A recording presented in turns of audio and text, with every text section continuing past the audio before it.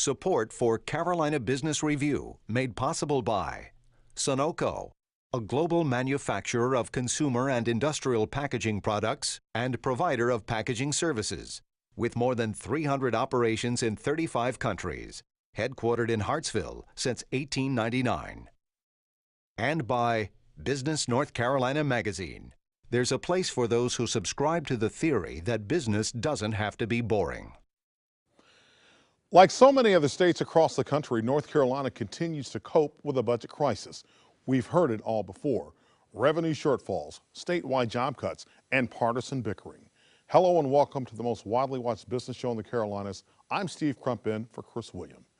The governor and the state legislature can't seem to reach an agreement on where to trim spending and save programs as well as jobs.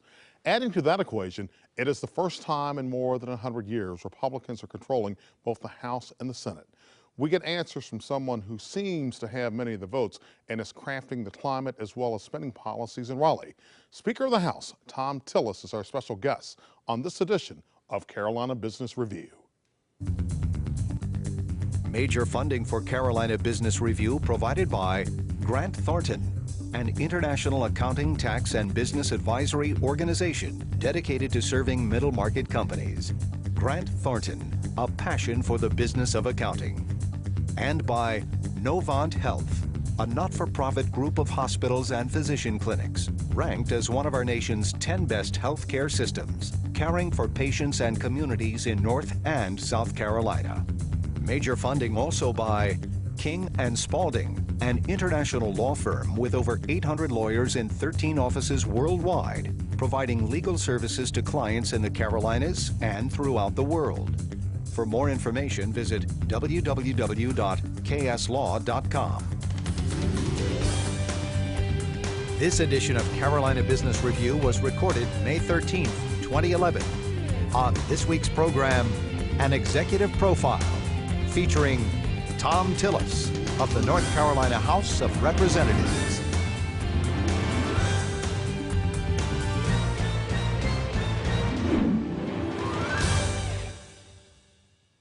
Hello and welcome. I'm Steve Crump in for Chris William, and we welcome Thom Tillis, the Speaker of the North Carolina House. Before we get into the conversation, a few little factoids about you. You were elected back in 2006. 4 years later, you ascend to power, I guess with the Republican takeover in Raleigh, and you become Speaker of the House. Welcome. Thank you.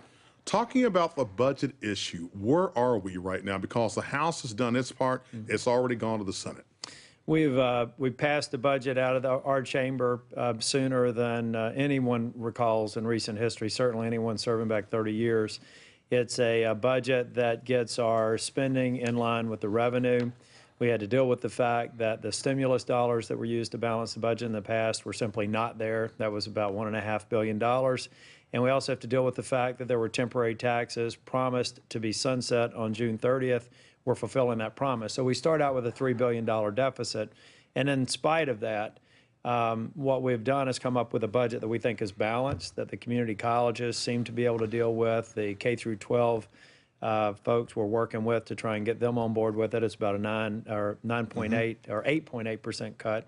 And we're still working on the university funding. But on the whole, I'm very pleased with the response to the budget. Well, one of the things that you've got to be pleased with is the fact that you had some Democrats get on board with you. I am. And I think a lot of that is because the Democrats who voted with us are the ones who were actively engaged in the budget process. They understood the trade-offs that we had to make, and I believe that was their primary motivation for voting for it. But at the same time, when you look at what happened earlier this year, especially on the House side, it was not clear sailing at all, simply because, and let me throw in this phrase to see if it makes any sense to you, because there was some numbers that came out, some ideas that basically you guys walked through. Governor Perdue said no, decided to veto it, and the phrase that I want to use is, were the unemployed held hostage in that? Because if you remember, I mean, it basically was a situation where, hey, I'm not going to sign off on that, but at the same time, when Governor Perdue did that, basically you had unemployed people who were unemployed in the state not able to get their benefits. We're still working on that, and I'll tell you that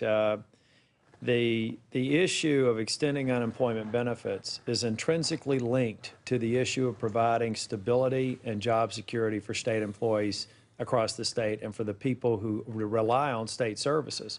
The whole idea of divorcing those two and thinking they're two separate issues is absurd.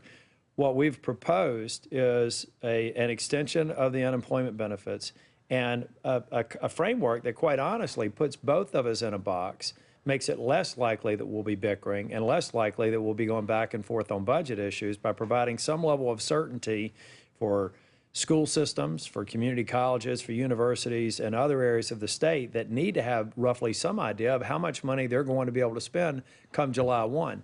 That was the whole point between this. Now, having said that, we're moving quickly with the budget. The extension of unemployment benefits will most likely be integrated with the budget that we send to the governor. I had breakfast with the governor yesterday morning and said I'd be happy to consider other things that are more than just her initial position or nothing. That's not good leadership. That's not compromise, and politics is about compromise. But one of the things, and we talked about this a moment ago, all right, so fine, you have, I believe it was 5 Democrats that got on board with you guys. Right. So with that being the case, does this make this latest effort veto-proof? Well, we'll find out whether or not we're veto-proof based on what comes out of the Senate and the extent to which it is acceptable to the House as a whole, the Republicans and the Democrats that voted with us. I'm actually confident that we will have a budget that those brave members who voted with us the first cycle will be proud of and will defend. And hopefully that we'll get the governor on board with. You think it's one of those things, though, when I said veto-proof, that at least we're seeing, in North Carolina, what's not happening in Washington? Well, I think a part of what's happening in Raleigh is something that hasn't occurred for 140 years. It's never occurred, given the modern Republican Party and the modern Democrat Party, having two different parties controlling two co-equal branches of government. So I think a part of what you're seeing, Steve, is just a settling into that reality. And I think that much is made of the bickering, but there's a lot of good government bills that are going through and a lot of bipartisan bills. We passed out yesterday an annexation reform bill that people have been working on for decades. Yes, they have. And we got it out with more than 100 vote support and the acquiescence of the League of Municipalities. That's leadership, and that's us stepping up and making sure the compromises are made, and we can get these things off our plate so we can focus on other more pressing matters. Well, let's talk about some of the bleeding, simply because you speak of the whole scenario, and where one thing is tied to the other, being unemployment insurance, unemployment benefits, tied to even some of the state job cuts. And that is when you look at, I guess, the perception not necessarily being reality, and you talk about job cuts, the Democrats in Raleigh are saying, oh my goodness, it's going to be 30,000. The Republicans are saying 18,000. What's the real deal? Well, first off, I've told a couple of people they need to work on the math. Anybody in business would look at a projection for having to do a reduction in force. And the first thing you would do is say, based on history, how many people as a percentage of the population retire every year? And that was the next point as far as attrition, because you have a lot of those positions that are going to be frozen based on retirement. Well, you've got retirement, you've got attrition that some estimates account for at least half or more of the total jobs that will potentially be eliminated when the budget gets passed. Of the remaining ones, all of those employees will have an opportunity to post for other jobs that will come open and to potentially have an opportunity to remain employed with the state and consistent with other personnel practices in the private sector. And all things equal, a state employee gets that job over somebody who's coming from the outside, and appropriately so. Where will we see the most drastic cuts? Will it be in Health and Human Services? Is it with school teachers? I mean, and you having, being from Mecklenburg County, serving on the Cornelius Board of Child Commissioners when I remember you from many, many years ago. And what I'm trying to get to is... And PTA president after that at Hopewell High School. Exactly, when it first opened in that area. And I guess what I'm trying to say is you understand the whole level of trickle down, especially living in the great state of Mecklenburg. Well, let me tell you, I not only understand it, it's also why I didn't condone what the governor proposed in her budget. The governor proposed $100 million, roughly, of shifting of the cost burden, unfunded mandate, if you will, to the counties and towns that we actually took out of the budget. There is no cost shifting to the counties and towns in this budget, and they applaud us for that.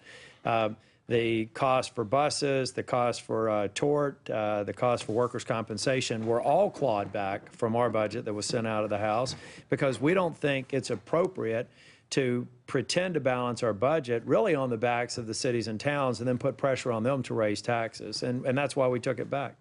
So in terms of the actual things that will be cut, what are we looking at? What are we hoping in? Well, first, in Health and Human Services, they did a great job of accelerating things that most of the cuts, half of the cuts roughly, are absorbed through productivity and efficiency measures, working with the Secretary of Health and Human Services, Lanier Kanzler.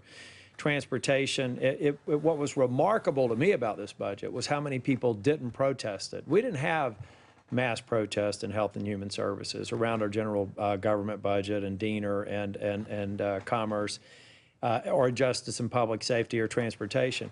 The issue and where the angst is in education, and you would assume that since it constitutes more than half the budget. Well, let me put you on the spot here. Again, coming back to your roots in Mecklenburg County, just this week, the Charlotte-Mecklenburg School Board, they said, hey, we need another $55 million in spite of everything else. They're going to the county commission to ask for that, and I'm sure that on the receiving end in Raleigh, you guys are expecting some kind of a request.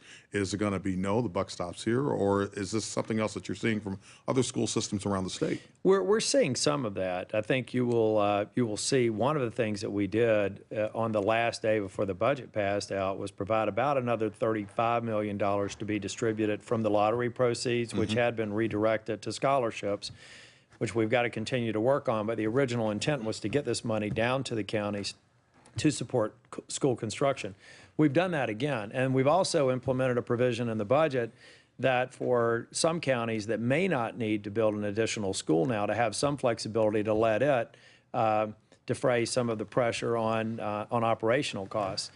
So we've done that. At the end of the day, I think that the budget that came out of the House, which is roughly about 8.8% for K through 12, I think that is the budget that the local school systems will need to cope with. And what we've done is I had another superintendent of one of our major school systems in my office yesterday, and I've had Pete Gorman there, and I've got 5 or 6 that will be around my conference room table next week to talk about how we can provide further relief through flexibility and other changes that we could make. Regulations coming out of Raleigh, the Department of Public Instruction, the Department of Education, that will make it easier for them to cope with these cuts. But I will tell you, many of them feel like that the cuts that we proposed are within the margins of manageability. And I think that's what we have to deal with when we're in a fiscal crisis.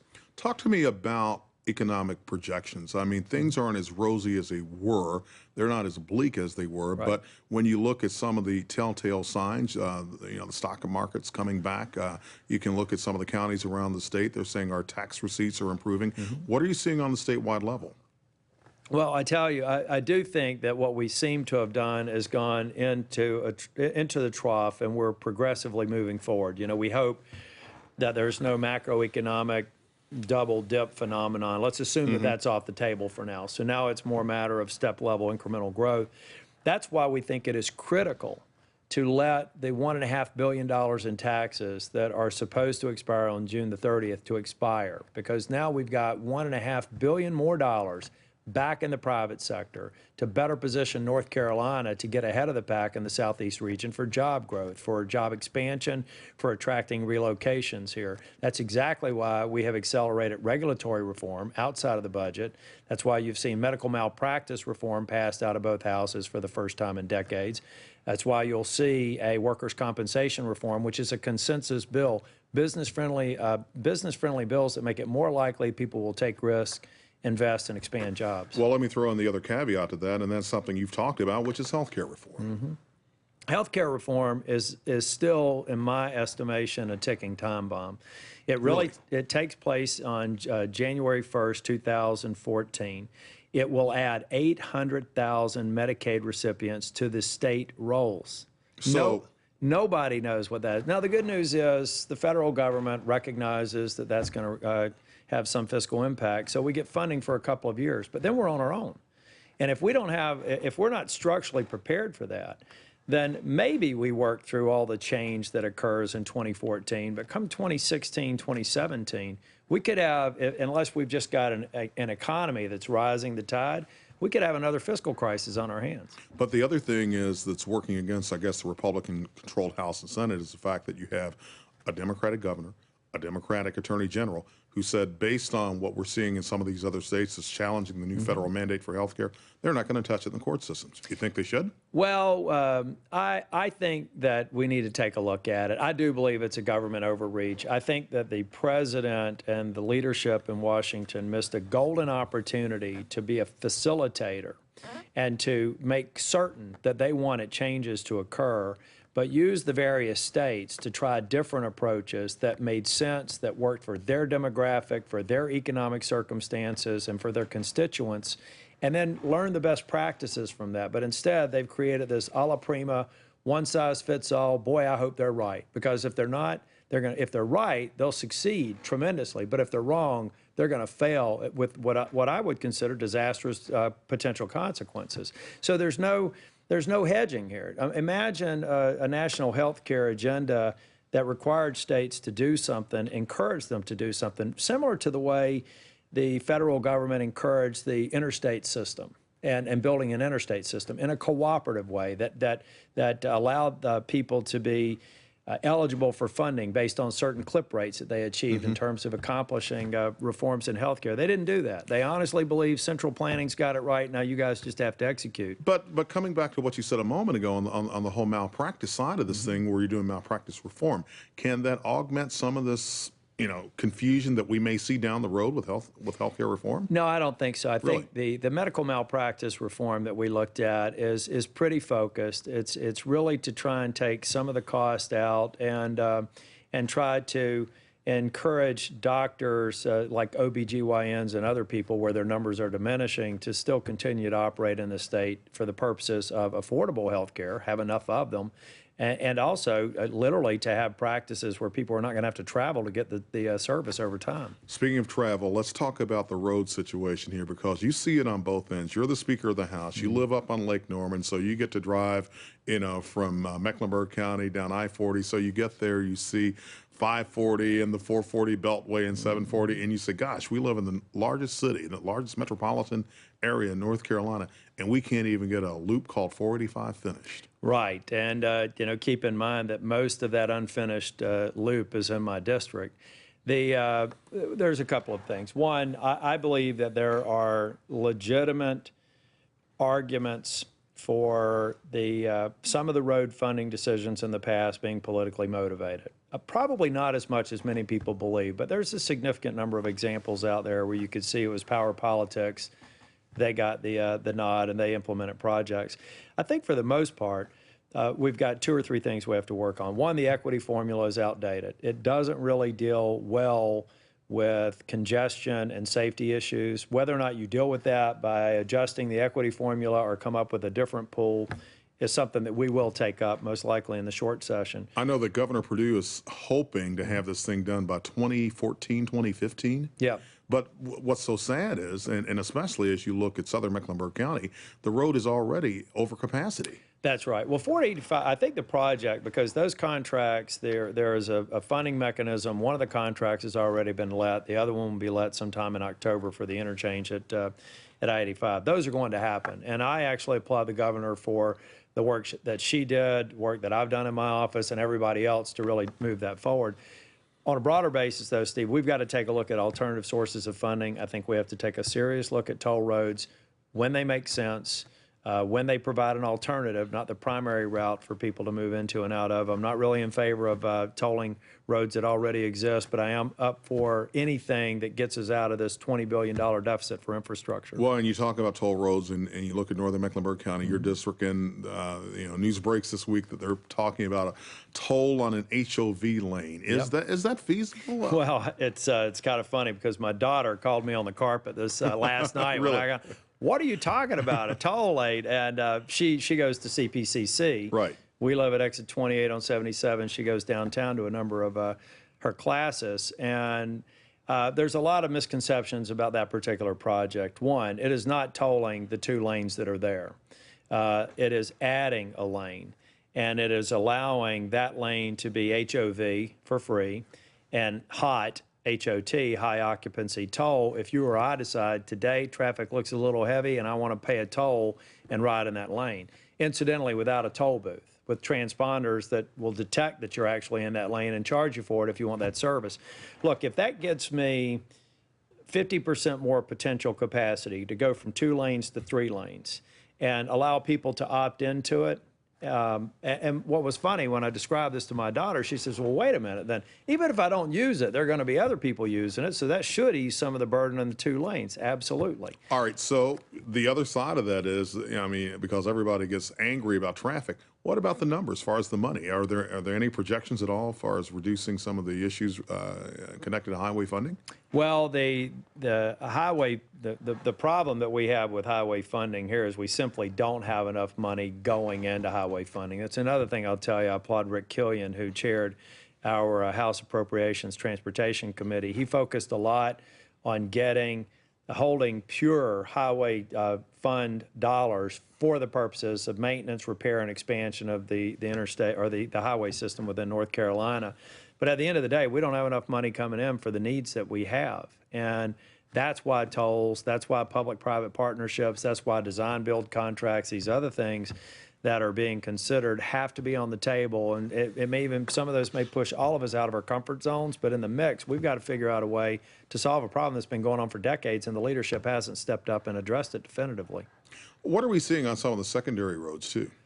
Because everybody thinks interstate, but you got a whole lot of issues in terms of bridges that need to be repaired in this state, and even some paving issues on some of our secondary highways. It's another area where I'm proud of the proposed budget. We actually upped the number of bridges, funding for bridges. We've got a serious problem with the secondary roads for bridges. We went from, I think it was... I mean, some have failed federal testing. That's right.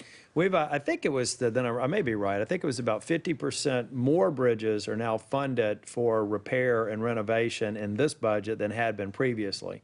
I think we went somewhere from around 250 up to about 375. Don't quote me directly on the numbers, but I think proportionately that's about right, because we realize you got to do that base level maintenance. If you don't, you have a more difficult, more costly problem later on. So where are we right now in terms of what everybody has been calling, I guess, our #1, road construction project, which is the bridge along the Yadkin River on Interstate 85 between Rowan and Davidson County? It's going well. As a matter of fact, if you ride by there, as I do, at least once a week, you'll see the temporary bridge that they're creating for the purposes of getting the main bridge going. It's funded. It's been let.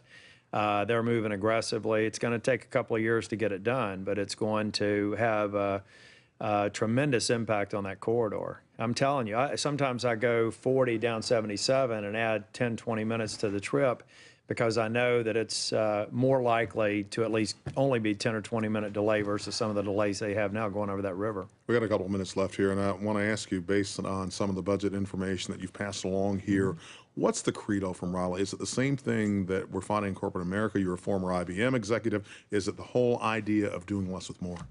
Yeah, and I think it's doing. Doing more with less. I think it's and I think it's also doing the right things with what you have.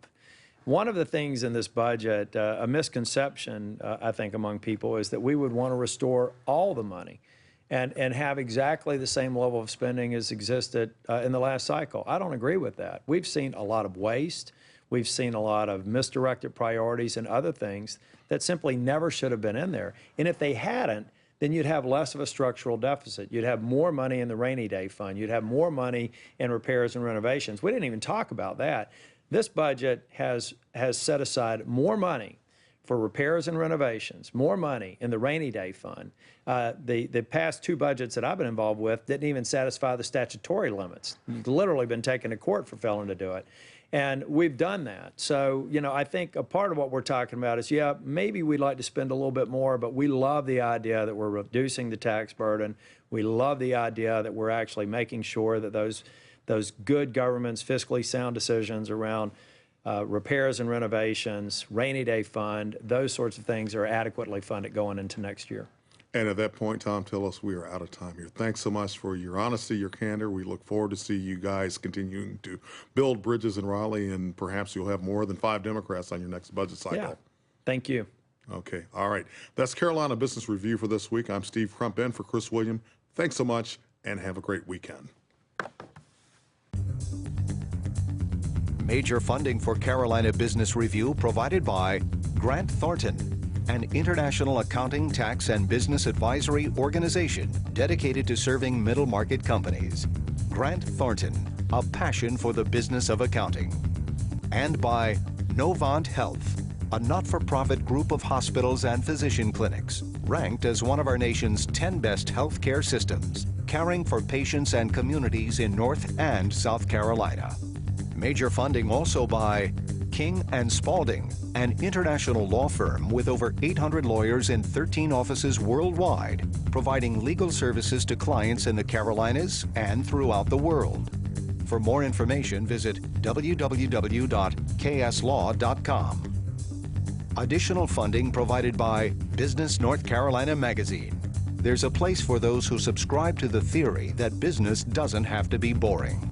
And by Sunoco, a global manufacturer of consumer and industrial packaging products and provider of packaging services, with more than 300 operations in 35 countries, headquartered in Hartsville since 1899. And by viewers like you. Thank you.